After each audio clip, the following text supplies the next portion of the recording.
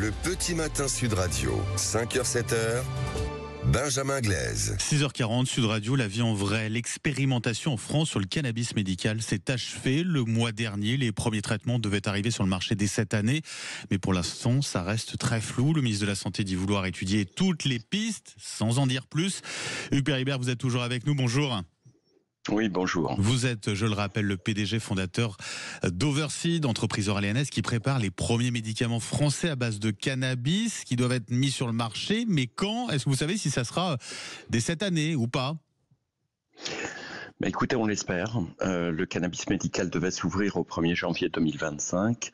C'était la loi de finances de la sécurité sociale en 2024 qui a été votée. Mais depuis la dissolution, ce sujet a été mis en stand-by et, comme vous le disiez, l'expérimentation s'est terminée à la fin du mois de décembre. Il y a maintenant une prolongation des soins jusqu'à la fin juin. Mais on espère que le ministre de la Santé pourra prendre une position favorable rapidement. Parce que là, aujourd'hui, vos médicaments à base de cannabis, ils sont prêts. Vous n'attendez plus que l'autorisation, quoi. Oui, ils sont en finalisation de développement. Ils seront prêts et finalisés sur le premier semestre 2025. Donc, une filière 100% française sera prête pour adresser ces médicaments aux patients. Oui, quand les politiques auront décidé finalement d'agir là-dessus, que ça soit oui ou non, vous savez vers où penche la balance. Pour l'instant, on reste sur cette idée de rapidement mettre en place une autorisation pour prescrire ces médicaments à base de cannabis. Mais absolument. D'abord, c'est un sujet qui porte le nom de cannabis, donc c'est toujours stigmatisant. On a besoin de rassurer. C'est une filière qui sera extrêmement sécurisée, sécurisée pour les produits, pour les prescripteurs et pour les patients. Pour éviter que ça soit détourné, à d'autres fins. Ouais. Absolument. On sait que, au travers de 3 ans d'expérimentation en France, que le mésusage, c'est-à-dire ce détournement, est quelque chose qui n'a pas existé, qui est inimaginable dans le cadre du cannabis médical avec les produits qui sont proposés. Donc, c'est quand même très rassurant. Ce sera prescrit comme un produit stupéfiant avec des ordonnances sécurisées dans le cadre d'une prescription hospitalière en primo-prescription.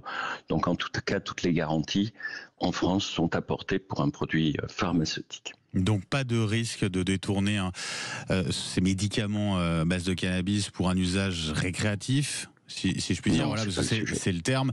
Et puis c'est important aussi de le dire, aussi pour être précis, il n'est pas question ici de dépénaliser le cannabis. C'est pas du tout le sujet.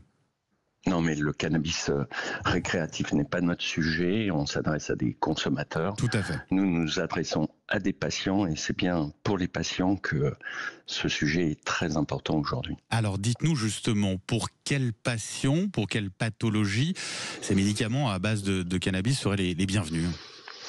5 aires thérapeutiques sont référencées par l'Agence du médicament, par l'ANSM. Elles ont été étudiées et ont démontré au travers de l'expérimentation que les résultats sont là. Les résultats ont été analysés, ont fait l'objet d'un rapport qui démontrait l'efficacité, l'usage. Et donc dans ces conditions, on s'adresse à des patients qui sont en douleurs neuropathiques réfractaires, en effets secondaires de la chimiothérapie, en soins palliatifs, en sclérose en plaques et en épilepsie réfractaire. Quand on parle de réfractaires et de ces aires pathologiques, il faut bien comprendre que ce sont des patients qui sont en échec thérapeutique, c'est-à-dire qu'aucun médicament ne peut les soulager aujourd'hui. C'est-à-dire qu'on a essayé déjà tous les médicaments possibles avant et que c'est une sorte de dernier recours, ici.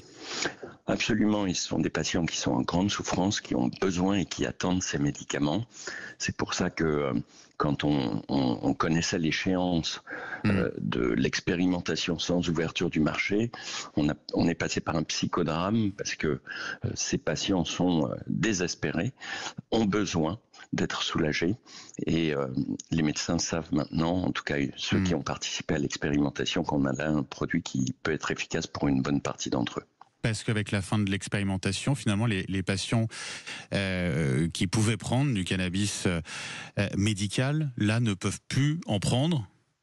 Alors non, heureusement, c'était justement le sujet qui était attendu.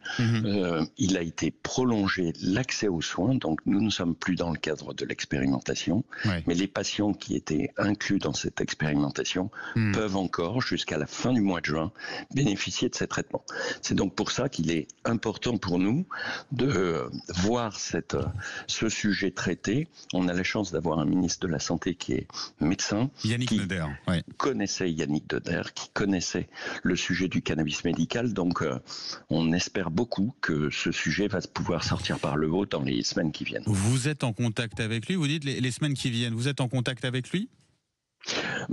On fait partie des négociations au travers d'un syndicat qui est Santé France Cannabis, et on essaye d'apporter tous les éléments qui permettent de rassurer, qui permettent de garantir que nous sommes prêts à assurer la production de médicaments issus du cannabis médical dans des conditions qui sont les meilleures, parce que la France a positionné la barre très haute en termes d'exigence, de qualité et de sécurité.